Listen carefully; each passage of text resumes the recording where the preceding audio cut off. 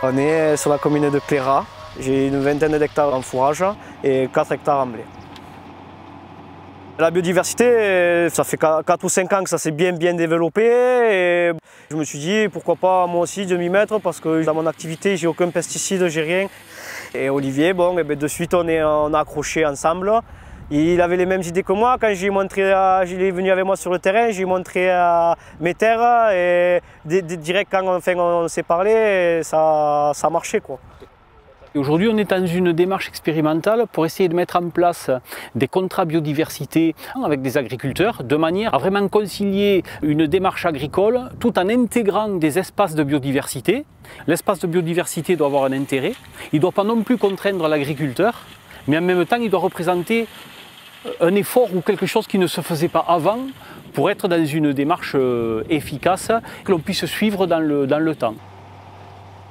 Je me dis oui, je vais perdre un petit bout de mon champ, mais en contrepartie, je vais laisser des espèces proliférer et c'est encore mieux de les laisser que de les tuer quand on les passe dans la faucheuse, quoi. Donc Camille s'est engagée cette année sur 11 hectares à maintenir au moins 8% des espaces qu'il a semés et éviter de les faucher. Mais en fait, ça contribue aussi finalement à un ensemble à la fois paysager et de biodiversité. Donc là, on débute, on est dans l'apprentissage. Sur la commune de Clérat, il n'y a personne qui fait ça, quoi.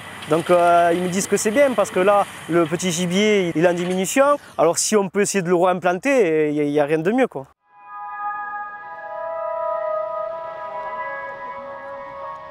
On est au centre presque de Perpignan, dans la caserne Munier. C'est un lieu de travail et puis surtout un lieu d'habitation où vivent les gendarmes et leurs familles.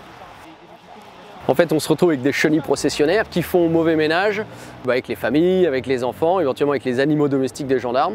On a fait une démarche pour essayer de trouver une solution à ce problème qui soit une solution écologique et puis pérenne. Là, il y a les chats qui sont passés par là. Donc là, j'ai fait venir une association pour les chats. La nature peut faire le travail en fait. On s'embête avec des solutions qui ne sont pas du tout adaptées, alors que peut-être la nature peut faire le travail à moindre coût. Et effectivement, j'ai vu que la mésange était le premier prédateur de la chenille processionnaire. Donc on a posé des nichoirs, mais pour les faire s'installer sur du long terme, il fallait quand même qu'on agrémente un peu la flore. Parce qu'en fait, on a des pins, mais on n'avait pas réellement suffisamment de moyens de les faire s'installer longuement sur le site. L'idée, c'est de créer des haies dans lesquelles viendront se nicher des oiseaux. Les oiseaux nous régleront le problème des chenilles processionnaires à long terme. Devant l'ampleur de la tâche, on s'est dit, voilà, nous, on n'a pas de matériel, on n'a pas de budget, on a des bras et de la volonté. Il a vraiment fallu qu'on soit aidés. Et c'était l'occasion justement de faire travailler les étudiants sur le thème, sur le sujet, et d'avoir un renfort, une main-d'œuvre vraiment d'experts ou apprentis experts à notre service. Avec un coût, finalement, en fait, c'est pas un coût financier, voilà, ils nous apportent leur expérience et nous, on leur permet de réaliser un projet pour leurs études. C'est un peu gagnant-gagnant. Nous, on n'est pas des professionnels de ces questions d'environnement, on a besoin d'aide. Et là, il y a tout un travail de partenariat qui s'est mis en place pour nous aider à nous investir dans le long terme pour ce projet.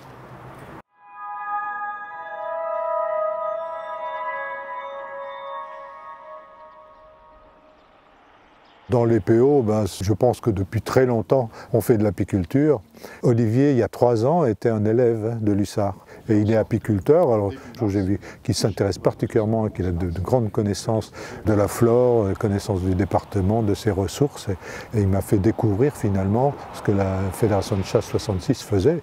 Et j'en étais assez bluffé de voir d'abord l'antériorité, le travail qui est fait par la Fédération dans le département en matière de recherche, d'essais, de tests et de plantation. Donc ça m'a semblé vraiment quelque chose à développer parce qu'on a besoin de régénérer ou d'amplifier les ressources du département. Compte tenu de la sécheresse, compte tenu du réchauffement, on a besoin vraiment de s'atteler à renouveler et à créer d'autres ressources. Jusqu'au mois de septembre? Oui, on les a descendus. Oui, oui. On avait des apiculteurs qui nous sollicitaient pour la mise à disposition de semences, mais souvent c'était un petit peu des gens qui avaient une âme de cultivateur et voilà, qui nous sollicitaient pour améliorer autour de leur ruche la disponibilité alimentaire pour leurs abeilles. Olivier nous a gentiment apporté tout un ensemble de graines. Ils ont fait des essais, ils ont créé des haies, etc. Lui, il a compris tout l'intérêt de la biodiversité. Les insectes, les oiseaux, toute la chaîne vivante a besoin d'une nature riche, variée, pour nous, apiculteurs, mais aussi pour lui ou eux, pour eux, chasseurs. Et donc, on a finalement les mêmes objectifs. L'historique des travaux qu'on mène depuis pas mal d'années avec des structures très diverses et avec des principes de base qui au départ étaient plutôt liés à la petite faune, on s'aperçoit que le concept colle complètement aux besoins des pollinisateurs et des abeilles. Et on oublie souvent que cette même plante elle va produire des graines ou des baies qui finalement vont intéresser d'autres espèces ou des espèces chassables. Et en fait, on apporte une certaine attention à des végétaux qui sont communs avec pourtant des objectifs différents.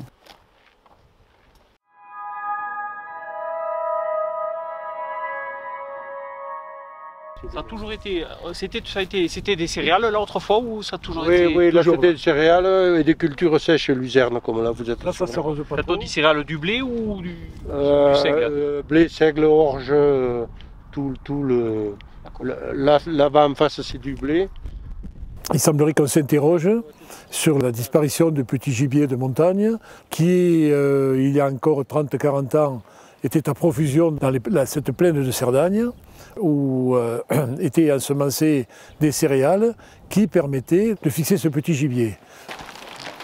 Ça c'est du triticale, c'est-à-dire que c'est un mélange de blé et de seigle, donc on voit qu'il y a des grains qui sont longs comme les graines de seigle et d'autres qui sont plus ronds comme celui-là. On commence à avoir une petite réputation concernant les semences anciennes, le travail sur les céréales bio et le développement de cette filière. Et donc ils sont venus nous voir parce qu'ils cherchent à remettre en place certaines cultures vivrières pour maintenir le développement de la flore locale et le développement du petit gibier, du grand gibier, et contribuer plus avant encore à la biodiversité générale de notre environnement. Ouais. Celui qui est un peu plus grisâtre là, ouais, c'est le seigle. C'est celui-là, c'est le seigle, ouais. D'accord. La biodiversité et l'environnement, c'est le travail de tous.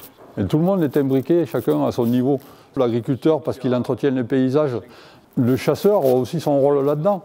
Qu'on puisse mettre en place une technique culturelle qui fasse qu'on préserve davantage les pailles pour protéger les petits oiseaux, je trouve ça, oui, tout à fait raisonnable et faisable, oui. L'intérêt, ce serait de pouvoir intéresser ou faire participer des producteurs céréaliers à ce qu'ils gardent des chaumes d'une hauteur de 20 à 25 cm jusqu'au prochain semis. Là, on va semer, je sais pas, le gars il a dit du blé dur, je crois. Un blé tardif alors. Ouais. Dans les semaines ou les mois qui viennent, l'idée c'est de se rapprocher un peu des zones où on travaillait Cyril et Benjamin sur la caille, pour voir si on ne pourrait pas essayer de mettre en place des partenariats de façon expérimentale avec les agriculteurs, en se disant, bon, pour que ce soit plus favorable pour la caille, il faudrait peut-être maintenir un peu des lisières, avoir des chaumes plus hauts, voire peut-être on se pose la question de faire du rachat de céréales sur pied. Et c'est vrai que même si aujourd'hui on avait prévu d'en parler directement, le fait que vous soyez là, c'est intéressant de l'aborder, voir si c'est raisonnable ou pas.